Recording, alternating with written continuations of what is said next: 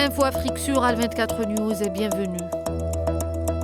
L'Algérie a réaffirmé jeudi par la voix de son représentant permanent adjoint auprès des Nations Unies, Toufiq El Koudri, que la justice et la reddition de comptes constituaient des fondements essentiels sur lesquels doit reposer la résolution du conflit au Soudan. Elle a appelé à renforcer les mécanismes nationaux et à respecter la souveraineté soudanaise, tout en saluant la coopération du gouvernement avec la Cour pénale internationale et les efforts pour protéger les civils.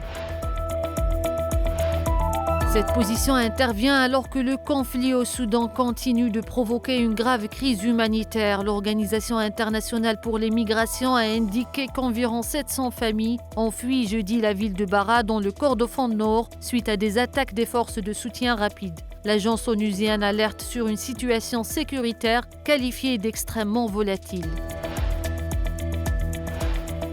Lors de la 47e session du Conseil exécutif de l'Union africaine à Malabo, des membres de la délégation marocaine ont retiré le drapeau de la République arabe sahraoui démocratique, provoquant une vive indignation parmi les délégations participantes qui ont suspendu leur participation jusqu'à sa remise en place. La République arabe sahraoui démocratique a dénoncé cet acte comme une provocation flagrante en violation des usages diplomatiques, qualifiant ce comportement d'acte de voyou. Elle a appelé l'Union africaine à prendre des sanctions appropriées pour mettre un terme à ces dépassements.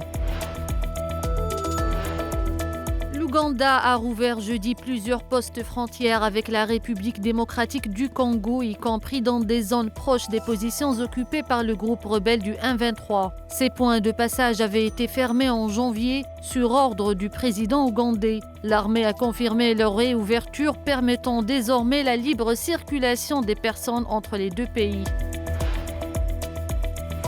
Et enfin, au Nigeria, au moins 24 terroristes présumés ont été tués entre le 4 et le 9 juillet dans le nord-est du pays lors d'opérations menées par l'armée et des volontaires locaux dans les États d'Adamawa et de Borno. L'armée a salué la coordination efficace avec les forces de soutien face à la recrudescence des attaques dans la région. Nous arrivons à la fin de ce point sur l'actualité africaine. Merci de l'avoir suivi.